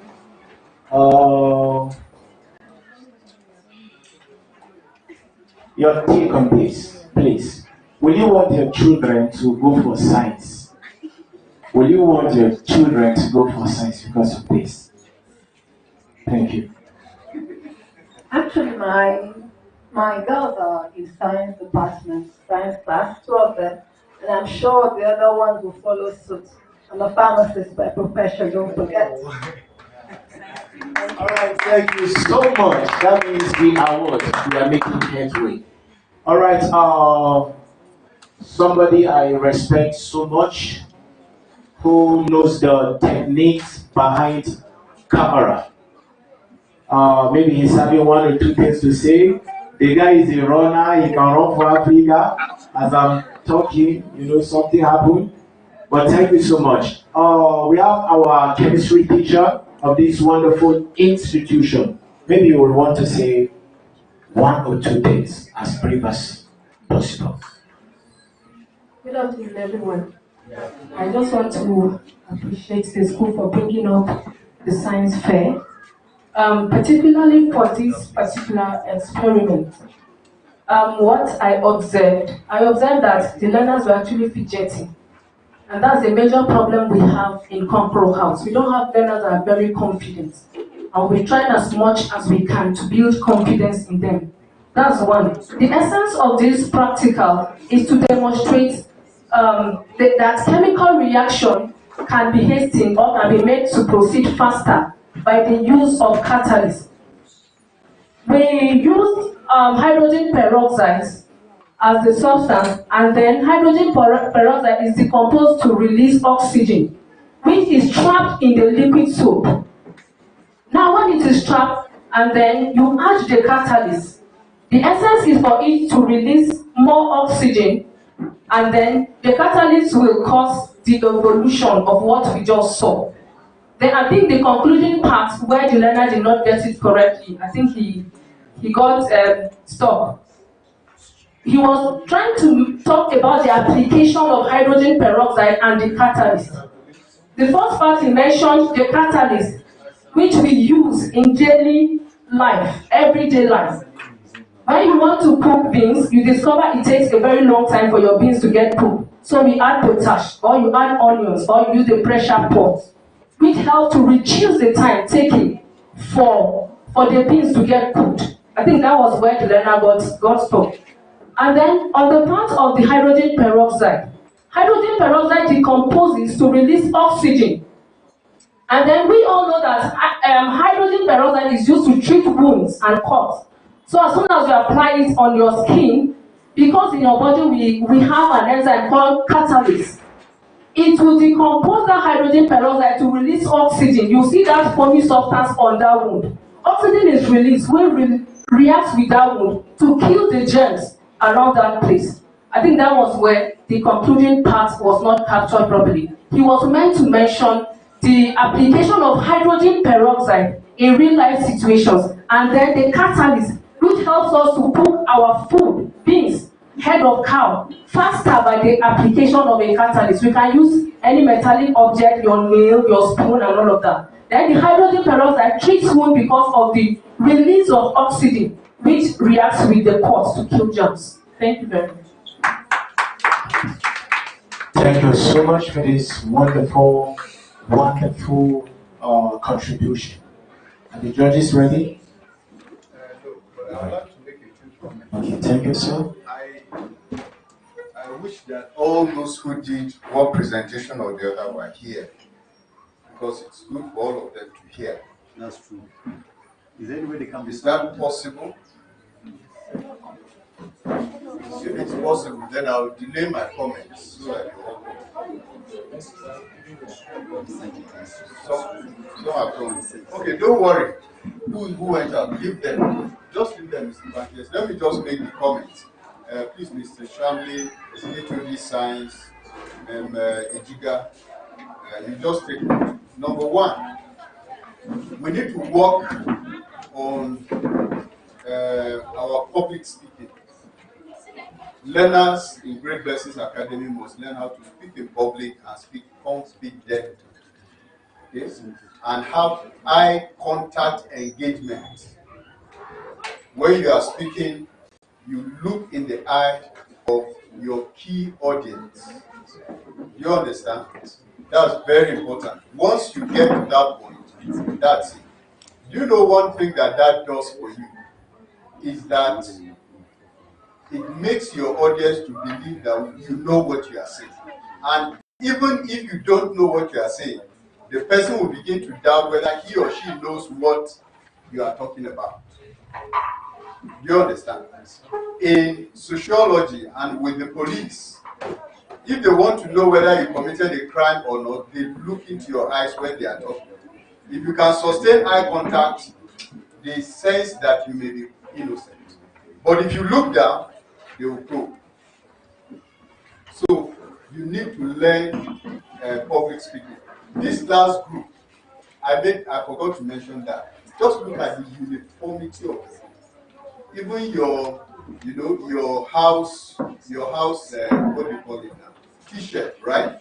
In the background of your lab coat and your, except for this person who wore jeans now.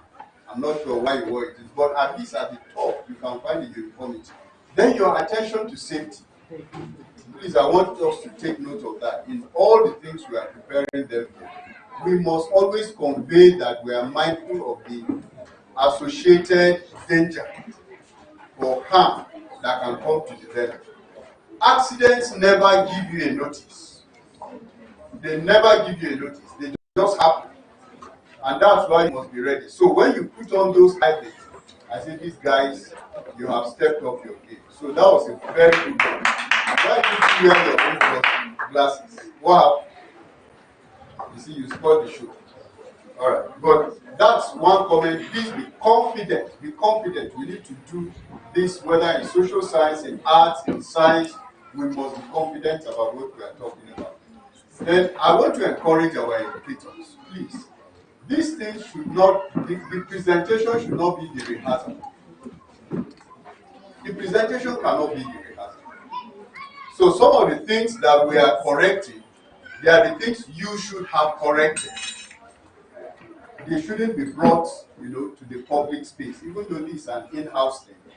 But a whole lot of cleaning should have been done back there. For example, the explanation that you are adding now, that's what we observed. You should have observed. And it's because of fear that you couldn't see. Oh my God. Please, the rehearsal is what will take away fear. You will see that fear during rehearsal. You reassure them. You even tell them, look, when I do, yesterday my PhD student was presenting his proposal seminar. And I told them, I said, if I draw a line across my table like this, each time you are presenting, look at me occasionally. If I do like this when you are presenting, there's a message I'm passing to you. Do you understand? If I do like this, I'm saying, look, be confident. If I say it in the public, it's not right. I hope you understand. So what I'm telling you to do for them is what we do at every level of education. You need to make sure that they practice. They should not come here and start the rehearsal here. Number 3 or number 4, we started very late. We need to keep the time, and the only way we should keep the time is that we are all prepared. But some printings were being done today. I think printing doesn't have to be done today. Among all things, one thing that I know can be done way before today is the printing. Because if you know what you are presenting, then please, the materials they are using, this is not good. This is not communicating anything. You can't write an essay for an audience to read. But look at this. Let me use this as an illustration. Part of this is not good, but look at this. You can read it. Let me see your setup. This is also fairly good, especially the middle part. It should be bullets. That's why we call them PowerPoint. Okay, so they shouldn't be doing an essay for us to read. I think generally those are. Thank you very much. Can we clap our hands for these wonderful observations that, if put in place, will definitely help us. Now, I remain your uncle, Shamle Balmu Francis. We'll be glad to have you the next season. That is the final of this great science fair. All right, as we await the judges, we will still take 1 or 2 comments from some of our staffs that are present. So, Mr. Pankes, we'll be taking comment from you.